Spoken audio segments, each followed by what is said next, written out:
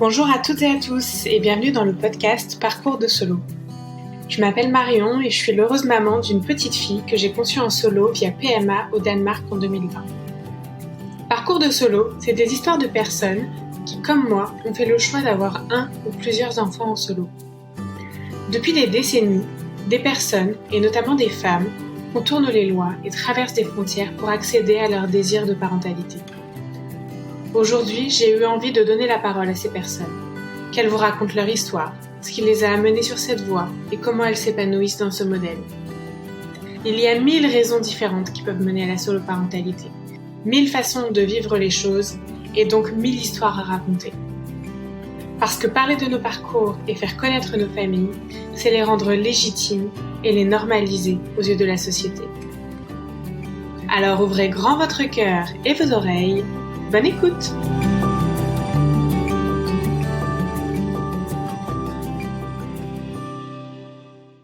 Bonjour à toutes et à tous! Aujourd'hui, j'ai l'immense joie de vous partager le premier épisode de ce podcast sur lequel je travaille depuis de nombreux mois. Alors le sujet qui va être abordé par mon invité, c'est celui de la rencontre amoureuse pendant un parcours de PMA solo. Oui, je sais, faire le premier épisode d'un podcast sur la solo-parentalité en parlant de couple et de relations amoureuses, ça peut paraître un peu incongru. Mais j'avais envie d'aborder ce thème, bon déjà parce que Elsa c'est ma copine et que je trouve son histoire plutôt chouette, mais aussi et surtout parce que c'est une question qui revient de façon récurrente dans les conversations entre femmes qui se lancent dans une PMA en solo. Est-ce que je suis condamnée à rester célibataire toute ma vie ? Que faire, que dire si je rencontre quelqu'un pendant mon parcours de PMA ? Et quelle place donner à cette rencontre, à cette personne ? Est-ce que tout ça est bien compatible avec un projet en solo d'ailleurs ? Aujourd'hui, c'est donc l'histoire d'Elsa que vous allez entendre. Ou plutôt l'histoire d'Elsa, Milo et Ben. Je vous partage notre échange. Salut Elsa. Déjà, je voudrais te remercier d'avoir accepté d'être ma première invitée sur ce podcast. C'est un peu impressionnant pour moi, mais comme on se connaît déjà bien, j'avoue que ça me fait un petit peu moins peur. Du coup, juste pour préciser aux auditeurs, donc avec Elsa, on se connaît bien parce qu'en fait, on s'est rencontrés sur le groupe Facebook Maman Solo. On a fait le parcours de PMA en même temps, on est tombé enceinte à quelques semaines d'intervalle et on a travaillé pendant plusieurs mois ensemble sur un projet de podcast sur la solo-parentalité. Alors pour des tonnes de raisons, ce projet il a pas vu le jour tel quel, mais du coup ce podcast que vous écoutez finalement, il découle un peu de ce projet initial que j'avais fait donc avec Elsa et deux autres femmes merveilleuses que vous aurez peut-être l'occasion d'entendre à mon micro. Voilà, je referme la petite parenthèse. Merci Marion de m'inviter dans ton podcast. J'en suis ravie d'être la première invitée. Super. Alors, on est dans un podcast qui va parler de la solo-parentalité. Mais aujourd'hui, ce dont on va parler plus spécifiquement, c'est solo-parentalité et couple et rencontre. Donc moi, ce que j'aimerais savoir dans un premier temps, c'était quoi ton rapport au couple et à la famille initialement, on va dire. Comment tu te projetais dans la famille que tu voulais construire? Moi, je me projetais de manière complètement classique pour une femme hétérosexuelle que je suis. C'est-à-dire que jusqu'à 35 ans, je dirais, je pensais que j'allais rencontrer un homme, tomber amoureuse, me marier ou pas, faire des enfants et divorcer 15 ans plus tard, comme tout le monde, quoi. Et puis, c'est pas comme ça que ça s'est passé. Donc, moi, mon schéma, c'était celui de mes parents, hein, un couple qui s'est formé assez tôt dans la vingtaine, qui a attendu d'être stable financièrement pour avoir des enfants, qui fait 2 enfants et vaille que vaille, quoi. Oui, donc un schéma ultra classique, ultra traditionnel. Ça c'était ma vision que j'avais jusqu'à peut-être plutôt jusqu'à la fin de ma trentaine, parce que à la fin de la trentaine, constatant que je n'étais pas en couple, que je n'étais pas dans un projet de construction de famille, je commençais à douter que ce schéma était une évidence. Et donc je pense que ma relation aux hommes, elle a aussi évolué parce que tout ce que je pensais qui était une évidence, l'était pas, et donc tout était plus compliqué. Et donc là, je peux pas dire que j'avais construit une autre vision du coup, mais simplement celle que j'avais, clairement, elle advenait pas pour moi. Et du coup, tu voyais déjà des options ou tu te disais juste que tu étais dans une impasse ? J'ai toujours eu en tête, depuis longtemps, j'avais en tête ce fantasme de bébé toute seule. Je le sais maintenant a posteriori parce que j'étais en psychanalyse pendant longtemps, Et quand le désir d'enfant insatisfait a commencé à prendre toute la place sur le divan, bah ça revenait en fait régulièrement. Je disais, oh, sinon je peux toujours faire un enfant toute seule. Donc, mais c'était plutôt de l'ordre du fantasme ou de l'ordre de la porte de sortie pour me rassurer sur le fait que bah, même si j'y arrivais pas avec les hommes que je rencontrais les uns après les autres, j'étais pas dans une impasse. Je m'étais jamais renseignée, par exemple, sur qu'est-ce que ça voulait dire une PMA. C'était quoi un parcours de PMA en solo parce que je continuais de penser que j'allais bien finir par rencontrer un homme avec qui faire un enfant. Oui, donc tu savais que c'était quelque chose qui existait, mais tu te disais, dans le pire des cas, j'aurais cette option-là et que je pourrais creuser le cas échéant. Et puis je pense que je devais penser que c'était des femmes avec un parcours très chaotique qui faisaient ça, et que moi j'étais pas de ce genre-là. J'avais une vision de moi-même assez décalée parce que je me voyais comme quelqu'un de très rangé, classique et tout, alors qu'à un moment donné, j'ai quand même posé un congé sabbatique et j'ai fait un tour du monde à 33 ans, ce qui n'est pas forcément un parcours hyper classique pour tout le monde. Mais ouais, je me disais, les femmes qui décident de faire un enfant seul, c'est des femmes qui ont un sacré caractère ou qui ont voilà, une vie très chaotique, des accidents de vie très durs et qui en sont rendues à ça comme une espèce d'extrémité enfin, dernière, quoi. Ouais. Et c'est un peu mon cas, hein, c'est un peu un dernier recours, mais j'ai plus du tout cette vision-là à propos des mamans solo par choix. Et du coup, à quel moment tu dirais que cette option-là, qui était le dernier recours, qui te semblait très éloignée et dont finalement tu ne pensais ne pas avoir besoin, à quel moment tu t'es dit, ok, en fait, ça va être ça ma solution? Ben en fait, c'est quand j'ai atteint l'âge de péremption dont on nous rebat les oreilles. Alors pour moi, en fait, la première fois où j'ai vraiment agi dans le sens d'aller vers la maternité, c'est quand j'ai passé mes 38 ans. Parce que j'avais appris que 38 ans, c'est l'âge à partir duquel la prévalence de la trisomie 21 est très forte. Et donc j'avais cette espèce de couperet en tête. À 38 ans, j'étais dans une relation de couple quand même. J'avais réussi ça depuis 3 ans avec un homme qui ne voulait pas d'enfant. Et quand j'ai passé 38 ans, bah, j'ai travaillé pendant 6 mois à le quitter. Ça a été une étape difficile. Et ensuite, je suis rentrée dans un travail de coaching avec une femme en lui disant j'ai besoin de lâcher mon désir d'enfant parce que clairement, ça grève ma capacité à avoir une relation d'amour avec un homme. Et elle m'a dit non, non, pas du tout. Il faut que tu travailles ton désir de maternité dans toutes ses facettes pour pouvoir y arriver. Bon. Et quand j'ai quitté donc cet homme que j'aimais très fort, j'avais un très grand désir d'enfant avec lui et donc le fait de le quitter, ben le désir d'enfant il est un peu tombé parce que je j'arrivais pas à faire les deux en fait, le deuil de cette relation avec lui et le deuil de la famille papa, maman, les enfants. Et donc j'ai laissé le temps passer, j'ai rencontré une autre personne et c'est quand on s'est séparés après un an de relation que j'ai voulu absolument faire advenir alors que j'étais pas vraiment amoureuse. Après un an de relation où j'ai aussi demandé à faire des enfants avec lui alors que j'étais pas vraiment amoureuse. Enfin, aujourd'hui, je me dis heureusement que j'ai pas fait ça. J'approchais des 42 ans quand je l'ai quitté et voilà. Donc je me suis dit là maintenant, ça fait 2 fois que tu tentes le coup, vraiment sérieusement, une vie de couple posée, quotidienne, etc. Et ça n'aboutit pas à un enfant, donc 42, t'attends plus quoi. Donc je l'ai quitté le 9 décembre et le 15, j'appelais une clinique pour faire une PMA. Du coup, donc ce 15 décembre, tu prends rendez-vous avec une clinique. C'était au Portugal, c'est ça? Alors pas tout à fait. En fait, tout au début, je suis allée en Belgique parce que j'habitais à Paris, en région parisienne, et c'était beaucoup plus simple. Et j'avais l'impression que l'important c'était la simplicité. Et en plus, il se trouve que j'ai des origines familiales en Belgique, donc ça m'aidait. Et donc je suis allée rencontrer une psychologue parce que en Belgique, avec la clinique avec laquelle j'avais pris rendez-vous, bah, il fallait passer par un entretien avec une psychologue. Et d'ailleurs, j'oublie de dire que la toute première clinique que j'ai appelée m'a renvoyée dans mes 4 mètres parce que j'allais avoir 42 ans 15 jours plus tard et que eux, ils ne recevaient pas les femmes de 42 ans, enfin 41 ans révolus. Et quand au téléphone, on m'a dit non, madame, vous êtes trop vieille, là, j'ai vraiment eu un coup de flip. Parce que je me suis dit, ah ouais, en fait, ce fantasme que j'ai, il est peut-être même pas possible de le réaliser, quoi. Bon, 1 heure plus tard, j'ai eu un rendez-vous avec une psychologue dans une autre clinique, donc très bien.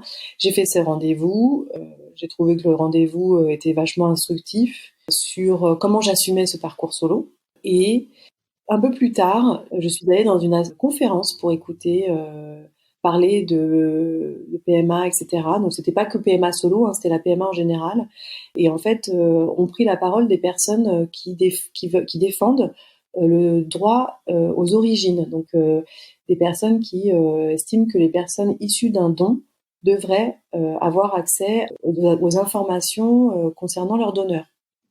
Et cette conférence, ces témoignages m'ont fait me rendre compte que moi, je souhaitais avoir un donneur ouvert, donc un donneur qui serait d'accord pour que les personnes issues de son don soient en mesure de prendre contact avec lui à leurs 18 ans. Et donc, j'ai dû me tourner vers une autre nation, un autre pays, parce que en Belgique, c'est comme ça, la loi, c'est le don est anonyme, ce qui n'est pas le cas au Portugal. Là, on doit être en février 2020. C'est aussi le moment où je prends mon courage à 2 mains et j'annonce à mes parents que je me lance dans une PMA solo. Donc j'ai pas dit ça comme ça, hein. J'ai dit je vais faire un enfant. Ma mère a dit toute seule. J'ai dit oui.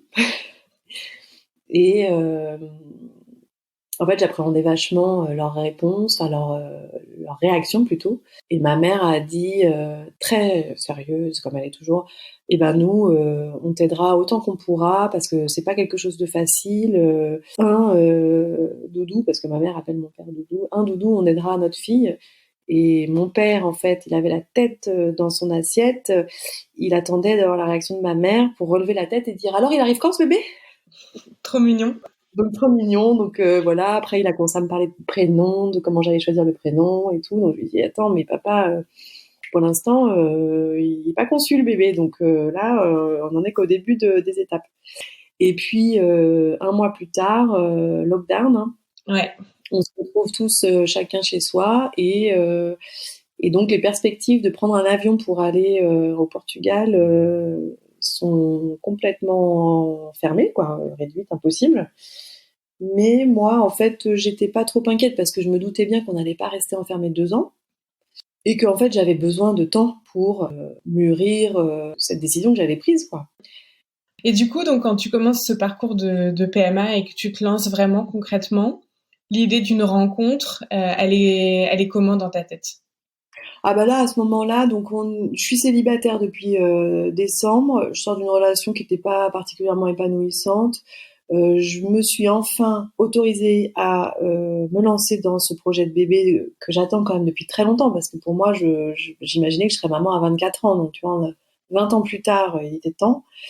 Et donc je me dis non, bah de toute façon, un homme n'acceptera jamais d'entrer en relation avec une femme qui entre dans un parcours PMA, c'est une évidence. Le confinement se termine, je rentre à Paris et j'avance sur les stimulations, etc., le parcours en lui-même, quoi. Et je sais plus exactement, mais je crois en juin, j'ai fait ma première FIV et je suis retournée sur le divan, parce qu'à l'époque, j'étais encore en psychanalyse, et je me suis entendue dire ça, que aucun homme ne voudrait de moi à partir du moment où je m'étais engagée dans une PMA en solo. Et en le disant, évidemment, je me suis dit, mais en fait, t'es qui pour décider à la place de ces gens, de ce qu'ils ont envie de faire avec toi? Enfin, ils peuvent décider s'ils ont envie ou pas de te rencontrer. À partir du moment où t'es transparente et sincère, bah, chacun pourra décider ce qu'il veut. Et, parce que je pense que quand même, la relation avec un homme ou la relation aux hommes me manquait un peu. Ça faisait 6 mois que j'étais célibataire. J'avais envie de pas rester célibataire, je pense, ou au moins d'avoir la possibilité d'avoir des relations même courtes, quoi. Donc je me suis réinscrite, j'ai réactivé compte sur une appli de rencontre. Et pendant l'été, j'ai rencontré, au début de l'été, genre en juin, j'ai rencontré 2-3 personnes J'en ai entendu de belles. Alors globalement, enfin j'ai envie de garder en tête ou de garder en souvenir que ceux qui m'ont dit waouh c'est génial, j'adore ton projet, tiens-moi au courant. Parce que du coup, tu leur en parlais d'emblée dès le début. Ouais, ouais. D'emblée, soit si on avait des échanges écrits qui se prolongeaient, bah ça venait dans les échanges écrits, donc comme ça leur permettait de se positionner aussi très vite avant même le premier verre. Soit si on décidait assez vite de se rencontrer après, enfin sans avoir beaucoup échangé, bah je le disais tout de suite parce que en fait c'est parce que premièrement ça occupait tout mon esprit et que je pouvais pas raconter. Enfin voilà, je pouvais parler de plein d'autres choses, mais quand même c'était une grande partie de ce qui me préoccupait et m'intéressait et voilà. Et puis surtout, bah il y a aussi le côté, j'étais dans la recherche de rencontres amoureuses. Il y a une dimension sexuelle et dans la PMA il y a une dimension physique. Donc forcément, je voyais pas comment j'aurais pu ne pas, cacher. Si jamais, par exemple, je faisais l'amour avec un homme, bah, j'ai absolument besoin qu'on se protège parce que il est hors de question de tomber malade si je veux tomber enceinte trois jours plus tard, quoi. Enfin, ça me paraissait évident, quoi, qu'il fallait en parler. Et puis même, enfin, au-delà du truc purement physique et sexuel, quand tu vas à la rencontre de quelqu'un, bah, c'est un projet quand même énorme de faire un enfant. Donc la personne pour se positionner, elle est obligée de savoir. Oui, c'est aussi une façon de faire du tri quelque part, hein, parce que quelqu'un qui aurait pas été à l'aise avec ça, ça aurait été compliqué de continuer. Et est-ce que tu penses qu'une rencontre amoureuse, elle aurait pu te faire remettre en question ton projet solo, ou c'était ça avant tout? Non, non, parce que d'ailleurs, j'en ai rencontré un complètement dingue qui me disait, déjà, on s'était pas encore rencontrés, il me disait, non, mais attends-moi, je suis sûre qu'on a quelque chose à faire ensemble, cet enfant, on va le faire ensemble et tout. Et je trouvais ça, mais indigne, je trouvais ça dégueulasse de me dire ça. Parce que évidemment, ça fait vibrer une corde en moi, enfin, faire un enfant ensemble. Mais, euh, mais je savais très bien que c'était du bullshit, parce qu'on fait pas un enfant au premier verre. Puis moi, j'ai pas envie de faire un enfant avec un inconnu. Enfin, donc et alors donc voilà, ça m'a permis de savoir. Mais vraiment, limite, c'était une bonne raison de pas aller boire un verre. Un mec qui me disait, mets en stand-by, d'abord on se rencontre. Mais non, mais j'ai pas le temps. Enfin, j'avais 42 ans et demi. Et du coup, donc ça, tu fais quelques petites rencontres au début de l'été. L'été avance. C'est quoi la suite des événements? À partir de quel moment ça, je veux pas dire que ça bascule, mais Alors là, on est en juin. Je suis dans ma première FIV. C'est hyper stressant. La deuxième, c'est on la vit comme si les doigts dans le nez, mais la première, c'est hyper stressant parce qu'on vous parle de timing. Bon, je vous laisserai découvrir ça avec d'autres témoignages de femmes qui pourront raconter ça dans les détails. 30 juillet, je pars en vacances. Donc c'est pareil, là l'idée de rencontre et tout est mise de côté parce que quand on part en vacances, bah moi je trouve que ça n'a pas de sens. Enfin, en règle générale, je fais des rencontres là où je vis. Je pars en vacances et j'ai un coup de fil de la clinique portugaise qui m'appelle pour me dire que le résultat de ma FIV est nul au sens où les deux embryons que nous avions congelés et qui étaient partis en analyse chromosomique sont revenus avec un résultat d'altération chaotique des deux embryons. donc pas transférable. Voilà, une trisomie 13 et puis un autre qui était chaotique. Donc j'avais deux embryons au congèle et les deux, ils étaient à mettre à la poubelle. Donc ça, c'est très dur parce qu'après la stimulation qui est physiquement intense, comme je dis, la première très stressante, et bien on se dit, bah, il faut tout recommencer, il faut remettre 5 ou 10 000 balles sur la table. Enfin, c'est quand même une mauvaise nouvelle. Ouais, c'est très éprouvant à tous Ouais, les niveaux, en fait, ouais, physiquement, psychologiquement. ouais, c'est très éprouvant. Mais coup de peau pour moi, j'étais au milieu de l'été et je partais en vacances. Et donc, bon, une fois arrivée sur mon lieu de vacances, j'avais dit aux copains l'état d'esprit dans lequel j'étais. On a bu un apéro. Et puis, bon, bah, si à 17h, je me disais, je vais réfléchir, le lendemain matin à 9h, j'étais déjà au taquet pour la prochaine ponction. Au mois de août, donc, je repars pour une deuxième stimulation. Alors là, beaucoup plus cool, je pars en vacances, je pars avec mes seringues dans la valise, je fais mes échos sur mon lieu de vacances, enfin bon, beaucoup plus détendu. Et comme c'est la dernière quinzaine de mes vacances, je m'autorise à revenir sur l'appli et puis je commence à discuter avec un type qui est en vacances à la Baule, qui m'envoie des photos de lui, de ce qu'il bouffe, de machin. Je me dis, bon, il est quand même assez folklore ce mec, mais il me relançait tous les jours et tout, et puis il prenait des nouvelles, et puis une fois ou deux, je lui glisse que je vais faire un bébé toute seule, il réagit pas.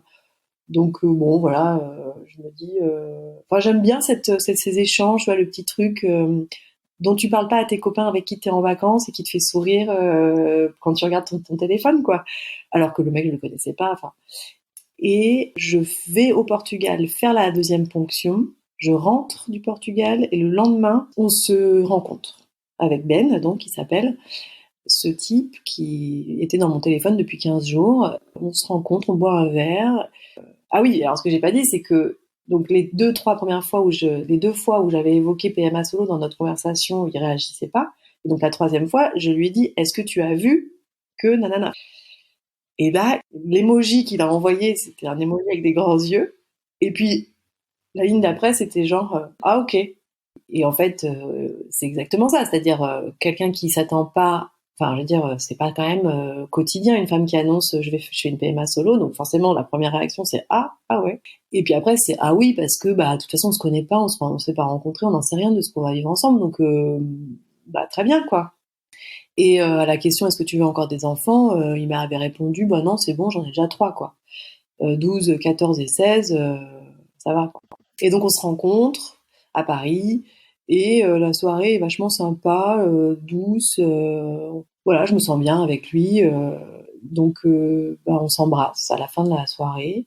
Le lendemain il me propose de venir chez lui et moi je me dis ouais pourquoi pas. Et voilà on passe la nuit ensemble. Et cette relation, elle a été un peu sur ce tempo-là, quelques semaines où moi j'étais dans mon parcours de PMA qui était un peu ralenti parce que je devais faire une opération des dents avant de tomber enceinte. Donc on avait reporté d'un mois le transfert embryonnaire, ce qui paraît rien du tout, mais quand on est dedans, c'est insupportable. Le résultat de cette deuxième FIV, c'était que parmi les 3 embryons qu'on avait eus, il y en avait un qui était transférable avec en plus des petites anomalies. Enfin, il était transférable, mais il était ce qu'on appelle mosaïque. Donc bon, les chances n'étaient pas très grandes, mais il y avait une chance. Et donc entre le moment où j'ai rencontré Ben, c'était fin août, et le moment où il y a eu le transfert qui s'est fait fin octobre, il s'est passé 2 mois. Et donc pendant ces 2 mois, petit à petit, la relation, elle s'est tissée, mais au début, moi, vraiment, je voyais Ben toujours avec ce truc de toute façon, ma priorité, c'est mon bébé futur, mon parcours de PMA, et bah, s'il a envie qu'on se revoie, d'accord, mais j'avais pas du tout, enfin, voilà, j'avais aucune attente vis-à-vis de lui, sur aucun plan, en fait. Vraiment, ma seule priorité, c'était le bébé, donc s'il était parti un jour sans me rappeler, bon, j'imagine que ça m'aurait un peu vexée, mais Oui, tu mettais pas tous tes espoirs dans cette relation. C'était léger pour toi et c'était léger et puis c'était voilà, en fait, aucun enjeu, c'est ça. En fait, c'était pour la première fois dans ma vie, je pense, que j'ai entamé et développé une relation avec un homme sans enjeu de construction, de famille, de faire des enfants, de machin, parce que bah comme j'avais mon projet par ailleurs, je ne lui demandais rien. Et après, donc, le 9 novembre 2020, j'ai fait une prise de sang. donc t'étais allée au Portugal entre-temps récupérer ton petit embryon mosaïque. Voilà, je suis allée chercher mon embryon. On a déposé l'embryon dans mon utérus fin octobre et donc il faut attendre 10 jours. Donc, je crois que c'était le 9 novembre. J'ai fait la fameuse prise de sang qui est revenue positive. Et donc, bah, j'étais enceinte. Évidemment, bah, j'ai informé Ben, mes parents, mes amis, etc. Même si, en fait, dans les parcours PMA, on n'attend pas 3 mois pour annoncer qu'on est enceinte. Non, les gens savent qu'on est en parcours, savent quand on a les inséminations, les transferts, enfin dans la grande majorité des cas, et du coup, les gens sont au courant dès le début, en tout cas nos proches. Exactement, donc c'est ce qui a été le cas. Et Ben, ce soir-là, est arrivé à la maison avec une petite bouteille de champagne et une petite enceinte, donc un petit truc pour JLB, là, pour jouer de la musique. Et j'ai trouvé le truc hyper mignon d'offrir une petite enceinte à la petite enceinte. Mais lui, il n'a pas vu, en fait, le truc inconscient d'offrir. Enfin bon, après, c'était mon côté psychanalytique là. Et voilà, donc en fait moi je me suis posé la question du coup, est-ce que je crois que dans la semaine qui a suivi, je me suis demandé est-ce qu'il va changer d'attitude, est-ce qu'il va se retirer, enfin est-ce qu'il va partir quoi. Et puis bah non, rien n'a changé.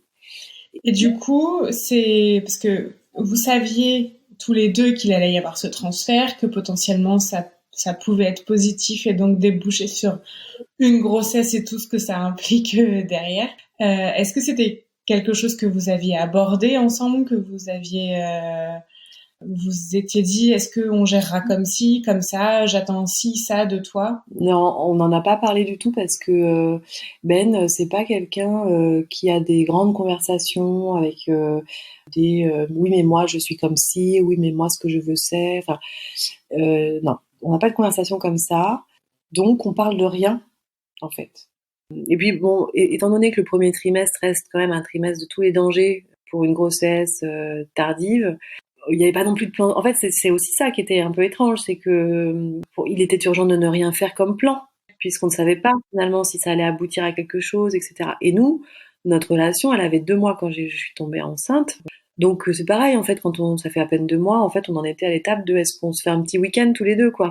La première fois, en fait, où il y a eu une discussion, c'est quand je suis allée voir ma grande amie Sarah à Lille, qui alors elle pour le coup, c'est pas quelqu'un avec qui tu parles pas. Enfin, tu parlais pas. Parce que malheureusement, elle est décédée depuis, mais Sarah, elle mettait toujours le doigt sur les sujets. Et donc, quand on l'a vue, c'était à Noël. Donc là, ça faisait 2-3 mois. Je devais être aborder la fin de mon premier trimestre et Ben venait de me proposer de commencer l'aptonomie. Donc l'aptonomie, c'est une technique qui permet au deuxième parent d'entrer en contact avec l'enfant pendant la grossesse. C'est une technique, c'est ça, de communication, d'agrandissement du lien en fait avec le parent qui ne porte pas l'enfant. Et ça peut être aussi une technique d'accompagnement de l'accouchement. Et donc Ben avait fait ça pour les 3 grossesses de ses 3 enfants qu'il a eu avec son ex-femme. Et donc c'était son truc, il m'a proposé ça. Donc là, première fois qu'il s'engageait vis-à-vis de l'enfant, quoi. Oui, voilà, il a fait une démarche concrète pour créer un lien, même in utero. Avec le bébé et Sarah, quand on est arrivé chez elle pour le week-end, elle a posé la question, mais attends, si tu restes avec Elsa, ça veut dire que tu t'engages vis-à-vis de l'enfant. Et Ben, bah oui. Ben, évidemment. En fait, c'est ça qui était drôle, c'est que Sarah, elle m'avait dit, ouais, moi, je pourrais pas m'empêcher de poser des questions et tout. Je lui dis, mais Sarah, mais vas-y, sois toi-même. Enfin, il n'y a pas de questions taboues. Et puis, si on veut pas te répondre, on te répondra pas. Et en fait, Ben, qu'est-ce qu'il fait? Il répond, mais de manière tellement laconique que ça te coupe la chic et puis il n'y a pas de discussion, tu vois. Et du coup, lui, ça lui évite d'avoir à élaborer, à dire oui, cet enfant, il représente ci et ça pour moi. Enfin, tu vois, juste oui, voilà, point barre. Et donc, voilà, là, ça commençait à prendre une petite tournure quand même de relation. On a commencé l'autonomie. Ah oui, et puis alors après, il y a eu l'épisode de la première échographie. J'étais suivie à la maternité où j'allais accoucher et je demande à Ben de me déposer à la maternité pour l'écho. Et puis au moment d'arriver dans le quartier, on arrive. Je lui dis bah tiens si tu veux tu peux me déposer au feu et je vais marcher. Et il dit bah non je garde la voiture, je vais avec toi. Et je dis ah d'accord. Et en fait après les choses ont été un petit peu plus discutées quand même, mais voilà c'est assez typique de comment Ben s'est positionné. Et en fait, c'est assez intéressant parce que moi, ça m'a pas permis trop de tergiverser. Voilà, donc il est venu. Je me suis demandé est-ce que j'ai envie ou est-ce que j'ai pas envie. En fait, je ne savais pas répondre à la question vu que je n'avais jamais vécu une écho. En fait, c'était la première écho par l'extérieur. Tu sais, les autres, on les fait endovaginales. Et t'es encore dans un truc très lointain. Là, c'était vraiment l'écho où on regardait le bébé, ses doigts et tout. Enfin, c'était. Et donc Ben était là avec moi. Bon. Il y a quand même eu une conversation qu'on a eue probablement à peu près à ce moment-là où Ben me dit qu'il réfléchit à reconnaître l'enfant.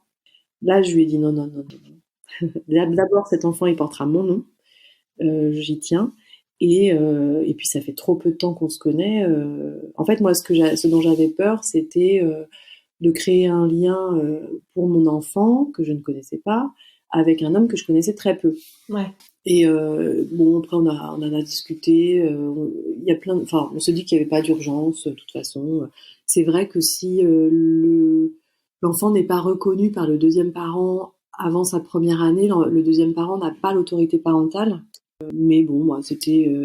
Enfin, de toute façon, Ben, ça faisait que quelques mois que je le connaissais, donc ça n'avait pas d'importance pour moi qu'il ait une autorité parentale sur le bébé, quoi. Voilà, donc on a poursuivi la grossesse comme ça. Ben m'accompagne, enfin, m'a fait découvrir l'aptonomie. Il est venu aux échographies, et puis moi, je me suis fait accompagner par une doula parce que donc ce projet, j'avais toujours, enfin, à partir du moment quand je m'y suis lancée, je pensais le faire toute seule, donc je m'étais dit, il me faut quelqu'un pour m'aider à accoucher parce que c'est quand même une sacrée aventure. Et donc j'ai poursuivi mon accompagnement avec ma doula parce que au début, pareil, je savais pas si Ben allait rester dans ma vie, si j'avais envie qu'il y reste et tout. Et en fait, au fur et à mesure que la grossesse avançait, c'était de plus en plus évident que Ben restait dans ma vie et assez, enfin, je sais pas exactement quand, mais je pense que vers 6-7 mois de grossesse, Ben a dit oui, moi je vais être là à l'accouchement. Et j'étais un peu emmerdée vis-à-vis de la doula. Et d'ailleurs, au début, je me disais, mais en fait, je vois pas l'intérêt d'avoir un mec à l'accouchement parce que je vois pas comment il peut m'aider. Alors qu'une femme qu'on a aidé plein d'autres, ça me paraissait une évidence, tu vois, le côté expérience déjà vécue et tout. Et en fait, évidemment, la grossesse se développant et notre relation aussi se tissant de plus en plus fortement, je voyais bien l'intérêt du côté affectif en fait de la personne qui est présente. Et donc, effectivement, Ben m'a accompagnée pendant l'accouchement. Et donc, ils ont posé Milo sur mon ventre. Et j'ai dit, oh là là, il a la peau douce. Et Ben, il me fait, bah oui, il a une peau de bébé. Et voilà, ça, je trouve que c'est tout l'écart entre moi, mon expérience pour la première fois, et lui, c'était son quatrième, quoi. Donc, en fait... Tu dis son quatrième, donc en fait... ouais, parce qu'en plus, c'est après, très vite, donc Milo est né, on a démarré cette vie à 3, ou à 6, hein, quand il y avait les 3 grands. Et Ben, quand on voyait des copains à lui, par exemple, il disait c'est mon quatrième. D'accord, ok. Alors au début, voilà, c'était vraiment quand on n'était que tous les 3, il disait ça, et quand il y avait ses enfants, il y avait plus de distance. Maintenant, Milo, il a 15 mois, et quand on parle à Milo de Ben, on dit papa Ben ou papa. Et donc au début, c'était Ben. Et maintenant, ça évolue, tu vois, vers une place de papa, en fait, hein, clairement. De toute façon, pour Milo, Ben, c'est son papa, c'est sûr. Et pour Ben, Milo, il l'aime comme un de ses fils, c'est ce qu'il me dit. Il l'a pas reconnu pour le moment, mais ça fait partie des choses envisageables pour pouvoir. Enfin, c'est pas maintenant, c'est plus une question de le reconnaître. Maintenant, ce serait une question de l'adopter. Oui, voilà, c'est la question que j'allais te poser. C'était est-ce que c'est sur la table et est-ce que c'est quoi la différence entre l'adoption et la reconnaissance?